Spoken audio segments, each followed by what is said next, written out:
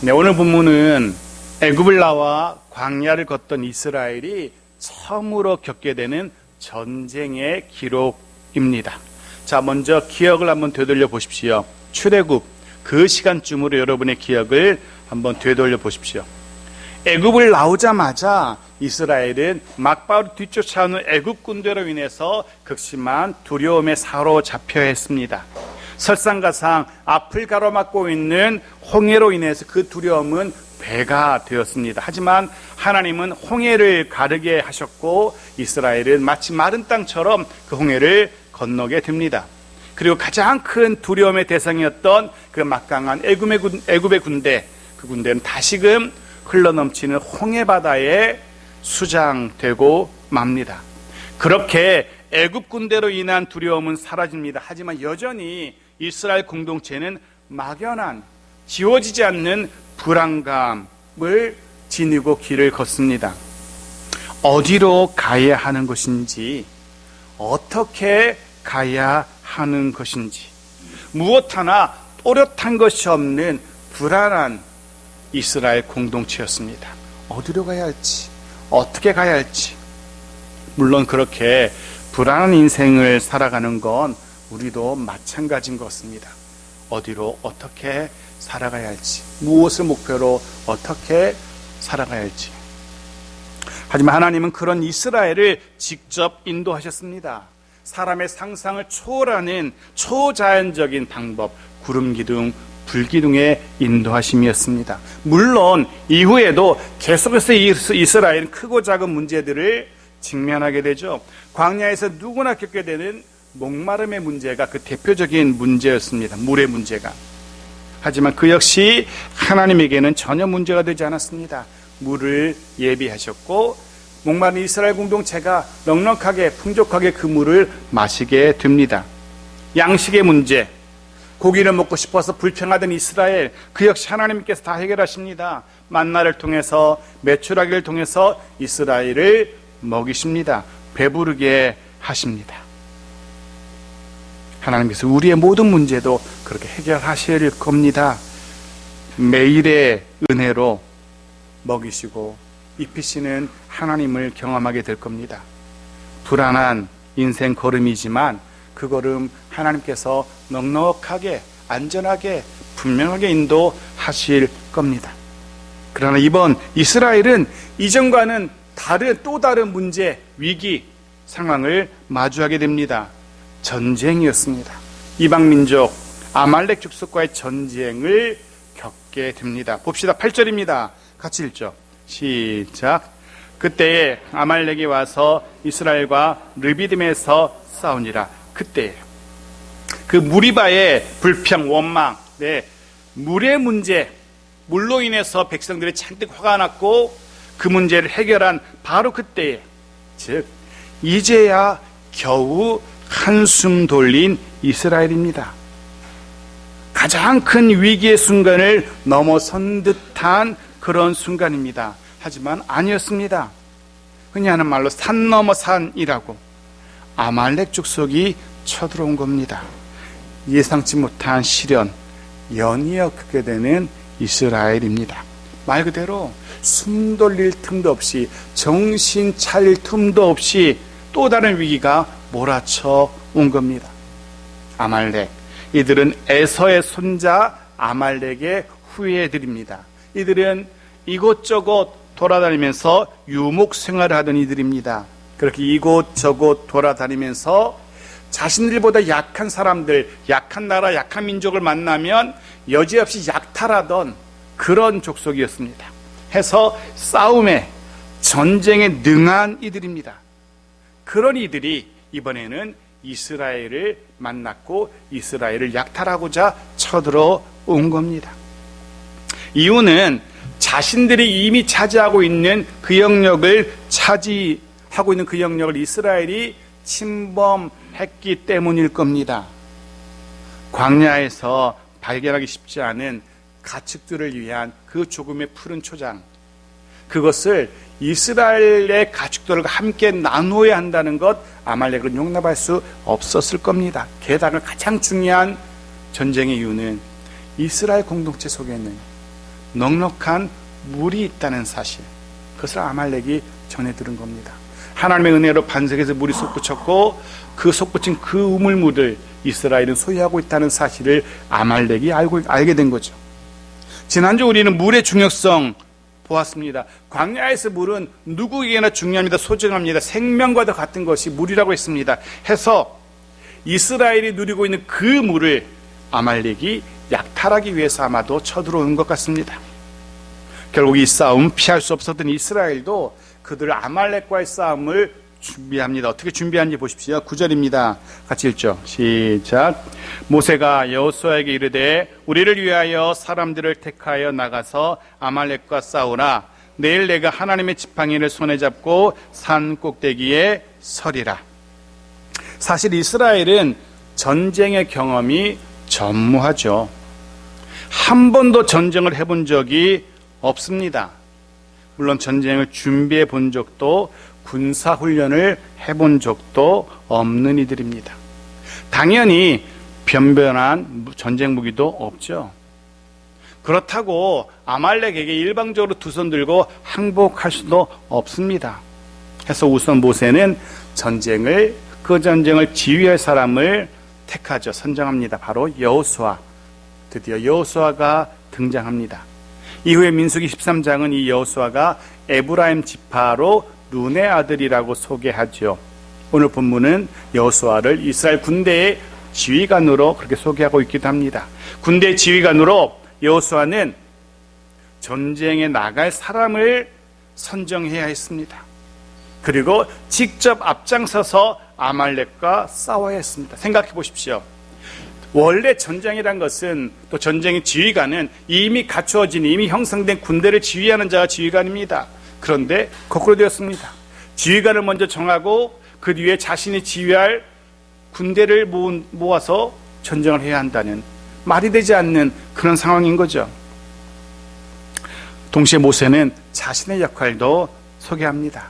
사실 총지휘관, 총사령관이라고 할 수 있는 모세 자신은 직접 전쟁터에 나가지 않습니다. 하지만 하나님의 지팡이를 들고 산 위에 서 있겠노라 라고 여호수아에게 약속합니다. 기억하실 겁니다. 하나님의 지팡이라는 표현, 이 지팡이가 무엇을 의미하는지 아실 겁니다. 하나님의 임재를 상징합니다. 하나님의 능력을 의미합니다. 모세는 지금 하나님이 실제 전쟁터에 나가는 여호수아의 뒤에 서 계실 것을 약속하고 있는 겁니다. 여호수아 홀로 싸우는 싸움이 아니라는 겁니다. 하나님의 능력이 그 여호수아 뒤에서 든든하게 후원하시는 그런 전쟁이라는 모세의 약속인 거죠. 하나님의 그 능력이 이스라엘과 함께 할 겁니다. 모세가 그렇게 약속합니다. 그리고 우리는 압니다. 이 싸움은 여호수아와 아말렉의 싸움이 아니라, 모세와 아말렉의 싸움이 아니라 하나님과 아말렉의 싸움이라는 것을 우리가 압니다. 그리고 결국은 하나님이, 또 하나님의 이스라엘이 승리한다는 것 우리는 압니다. 10절을 보죠. 10절 같이 읽죠. 시작. 여호수아가 모세의 말대로 행하여 아말렉과 싸우고 모세와 아론과 훌은 산 꼭대기에 올라가서, 여호수아가 모세의 말대로 행하여 라고 성경은 기록합니다. 자주 성경을 읽다 보면 참 쉽게 말하는데 생각해 보면 절대로 결코 쉽지 않은 그런 일들이 있습니다. 오늘 본문도 그렇습니다. 여호수아가 모세의 말대로 행하여, 이건 역시 그냥 별것 아닌 것처럼, 당연한 것처럼 기록하지만 입장을 바꾸어서 한번 생각해 보십시오. 여러분이 여호수아의 입장이라고 한번 생각해 보십시오. 여러분이 여호수아라면 모세의 말대로 그렇게 모세가 시키는 대로 나아가서, 전쟁터에 나아가서 아말렉과 싸울 수 있을런지 곰곰이 생각해 보면 저라면 그렇게 못할 겁니다. 저라면 이렇게 말할 겁니다. 아니 모세님, 우리에게는 전쟁을 할 만한 군사가 없습니다. 제가 어떻게 사정사정해서 각 지파에서 싸울 사람을 선발한다 해도 그들의 손에 쥐어질 변변한 전쟁 무기도 없습니다. 그냥 협상을 통해서 아말렉을 달래고 원하는 것 조금 주어서 돌려보내는 것이 어떻겠습니까? 싸우지 않고 화해하는 것이 어떻겠습니까? 저라면 그렇게 말할 것 같습니다. 왜냐하면 아무리 보아도, 그냥 보아도 승산이 없는 전쟁입니다. 전혀 이길 가능성이 없습니다. 여호수아가 전쟁을 해보기로 했습니까? 전쟁을 지휘해보기로 했습니까? 겨우 모아놓은 그 오합지졸, 그들이 무슨 칼을 휘둘러 본 적도 없고 휘둘릴 칼도 없고 나무 몽둥이 이런 것밖에 없습니다. 뭘로 싸우겠습니까?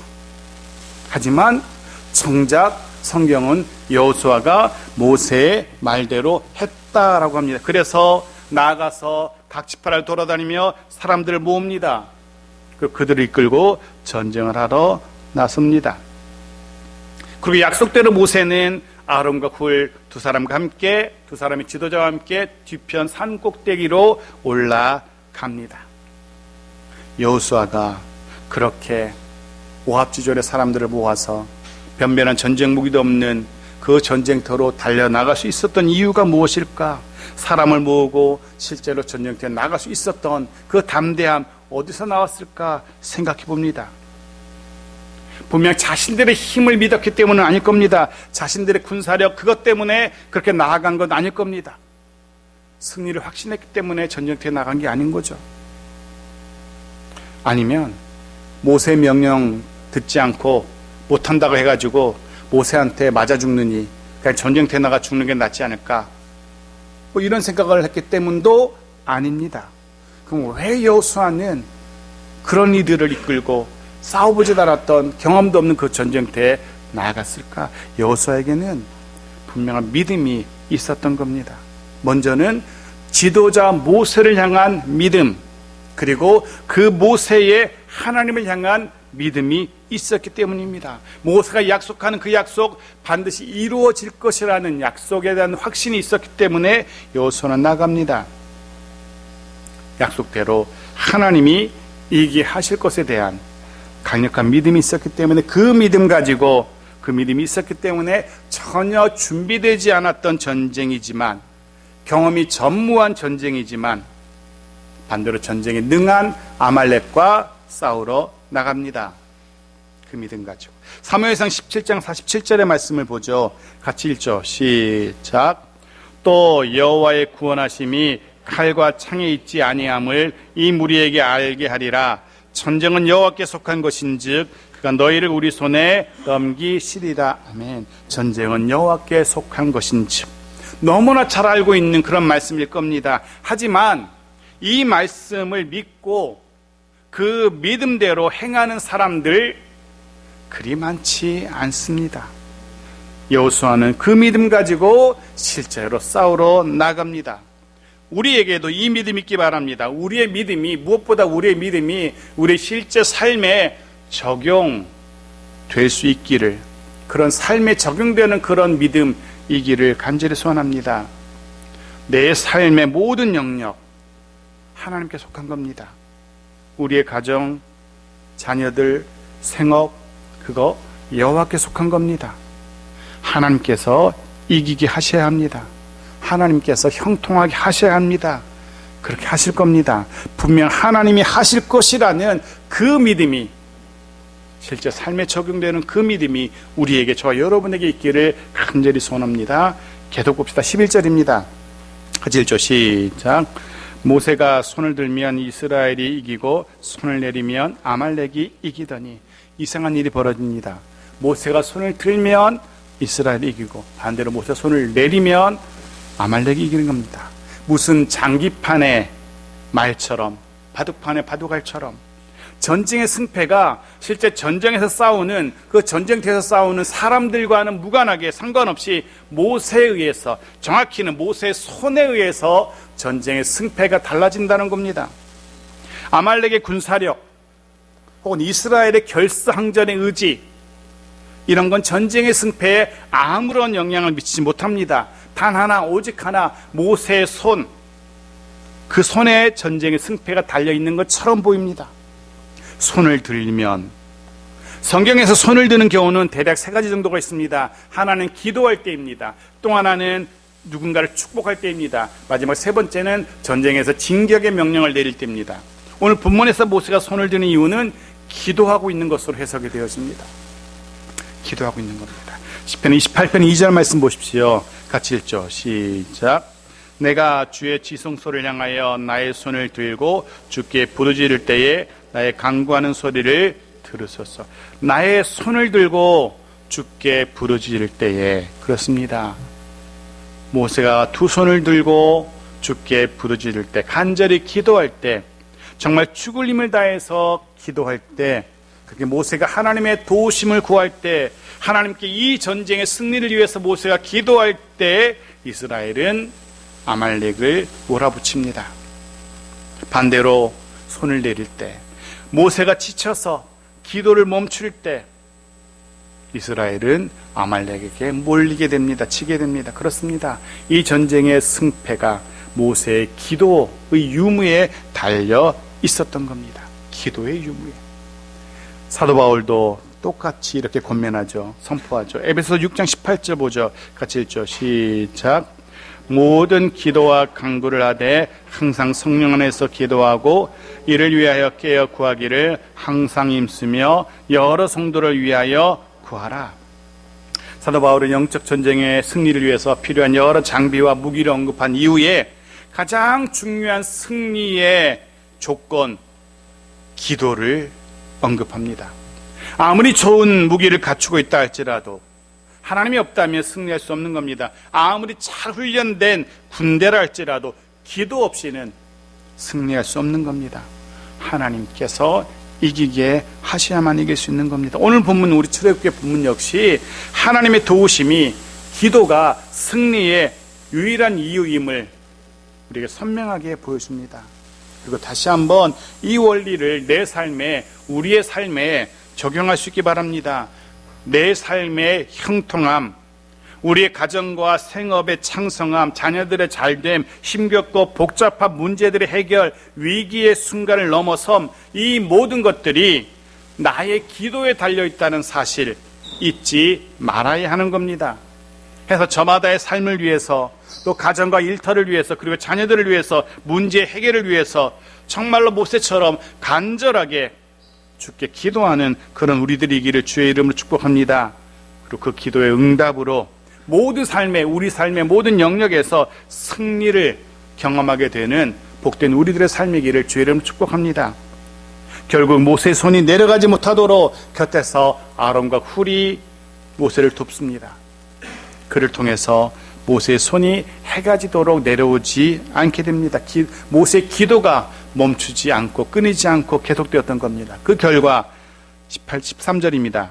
같이 읽죠. 시작. 여호수아가 칼날로 아말렉과 그 백성을 쳐서 무찌르니라. 결국 여호수아가 아말렉을 무찌르게 됩니다. 이 무찌르다라는 이 단어는 원문의 의미는 완전히 약화된 걸 말합니다. 그냥 물러난 것 정도가 아니라 힘을 완전히 상실한 것을 말합니다. 그 뒤로는 아예 싸울 엄두도 내지 못할 정도로 철저하게 아말렉의 세력이 약화된 겁니다. 다시금 전쟁을 할 수 없도록, 꿈도 꾸지 못하도록 그 세력이 무력하게 되어버린 겁니다. 물론 여호수아의 힘이 아니었습니다. 이스라엘의 군사력이 아니었습니다. 모세의 기도 덕분이었고 그 기도를 들으시고 응답하신 하나님의 능력 덕분이었습니다. 하나님 덕분이었던 거죠. 하나님이 이기게 하신 거죠. 시편의 말씀, 우리가 잘 알고 있는 시편의 말씀을 다시 한번 묵상합니다. 시편 127편 1절입니다. 같이 읽죠. 시작. 여호와께서 집을 세우지 아니하시면 세우는 자의 수고가 헛되며 여호와께서 성을 지키지 아니하시면 파수꾼에 끼어있음이 헛되도다. 아멘. 다시금 축복하며 간절하게, 정말 심령으로 간절하게 구합니다. 여호와 하나님께서 세우시는 우리의 집이고 가정이고 교회의 길을 간절히 소원하며 축복합니다. 여호와 하나님의 그 은혜로 우리의 모든 수고와 애씀이 헛된 수고, 헛된 애씀이 되어지는 것이 아니라 우리의 모든 애씀과 수고가 풍성한 열매 맺게 되어지기를 간절히 소원합니다. 여호와 하나님께서 주시는 그 승리를 누리는 우리들 모두이기를, 우리의 가정과 일터이고 교회이기를 주의 이름 축복합니다. 14절입니다. 같이 읽죠. 시작. 여호와께서 모세에게 이르시되 이것을 책에 기록하여 기념하게 하고 여호수아의 귀에 외워 들리라. 내가 아말렉을 없이하여 천하에서 기억도 못하게 하리라. 하나님께서 모세에게 이렇게 말씀하십니다. 이것을 책에 기록하라. 그리고 여호수아의 귀에 외워 들리라. 먼저 책에 기록하는 이유는 이 승리를 어떻게 승리했는지 잊지 말라는 의도입니다. 전쟁의 승리가 하나님께 달려있다는 것, 이 사실을 잊지 않도록 책에 기록합니다. 특별히 꼭 집어서 여호수아에게 그 귀에 외워 들리라 라고 주문합니다. 이유는 여호수아가 모세 이후로 이스라엘을 이끌 사실의 지도자이기 때문일 겁니다.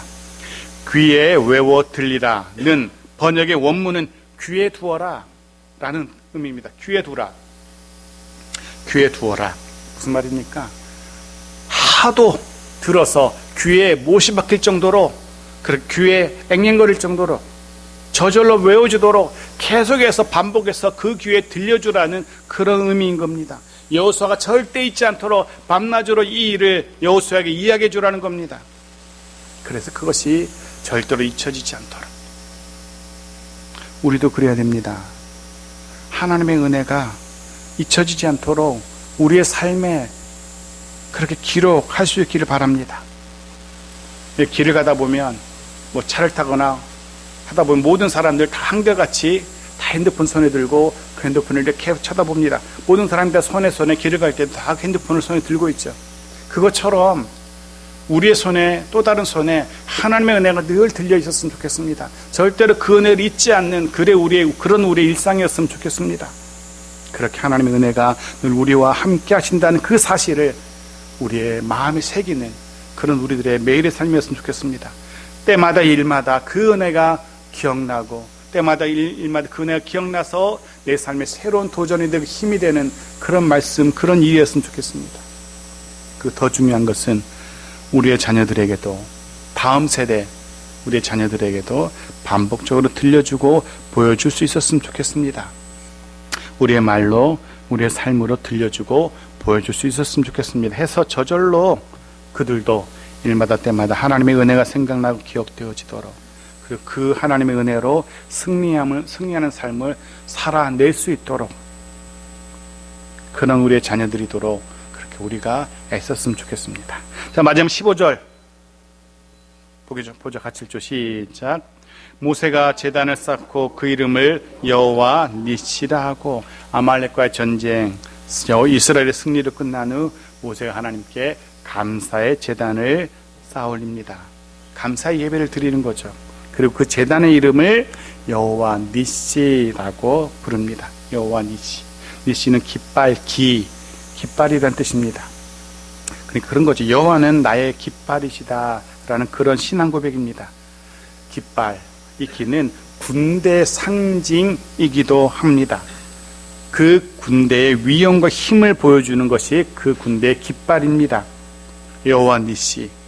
여호와는 나에게, 우리에게 승리 주시는 힘과 능력이라는 그런 고백을 담은 하나님의 이름입니다. 시편 20편 5절 말씀 같이 읽죠. 마지막으로 같이 읽고 말씀 정리하죠. 시작.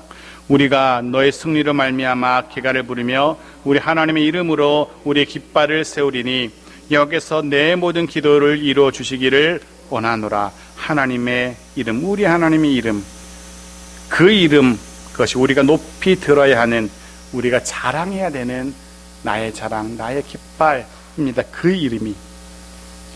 여러분에게 하나님은 어떤 분으로 기억되시는지요? 우리는 저마다 가지고 있는 핸드폰에 우리와 친한 사람의 이름들 다 저장하고 있죠. 그죠? 아마 여러분 핸드폰에 저의 이름도 저장되어 있을 것이고, 같은 믿음의 동력자 이름도 다 저장되어 있을 겁니다. 어떻게 저장되어 있는지요? 만일 여러분의 핸드폰에 하나님의 이름을 저장할 수 있다면 어떤 이름으로 저장하시려는지요? 그 이름, 나이가 어떤 의미인지. 바라기는 우리에게도 하나님은 승리 주시는 분으로 그렇게 기억되고 저장되어지기를 소원합니다. 말씀 마무리합니다. 오늘 우리는 예기치 못한 전쟁을 겪게 되는 이스라엘의 모습을 보았습니다. 그리고 그 전쟁은 하나님께 속한 것임을 다시 한번 묵상합니다. 우리가 우리의 삶에서 겪게 되는 수많은 크고 작은 문제들, 싸움들, 위기들, 그 모든 것들이 하나님께 속해 있음을 잊지 말아야 됩니다. 하나님께서 이기게 하시는, 하나님께서 승리케 하시는 우리들의 인생이고 가정이고 일터이기를 축복합니다. 이 승리, 하나님이 주시는 승리를 위해서 우리에게 필요한 것, 그래서 하나님을 향한 믿음이고 그 하나님을 향한 간절한 기도임을 묵상합니다. 승리 주시는 하나님을 향한 믿음, 그 승리를 구하는 간절한 부르짖음 기도, 우리의 삶에 이 믿음이 어떤 순간에도 작아지지 않기를 바랍니다. 우리의 삶 속에서 이 기도가 어떤 순간에도 멈추지 않기를 간절히 소원합니다. 그리고 그 믿음으로, 그 기도로 인하여 승리케 하시는, 형통케 하시는 하나님의 은혜를 누리며 살아가는 우리들 모두 이기를, 우리의 가정, 우리의 일터 이기를 여호와 니시, 하나님의 이름이 새겨진 승리의 깃발이 높이 휘날려지는 그런 우리의 오늘과 또 6월의 한 달이기를 주의 이름으로 축복합니다.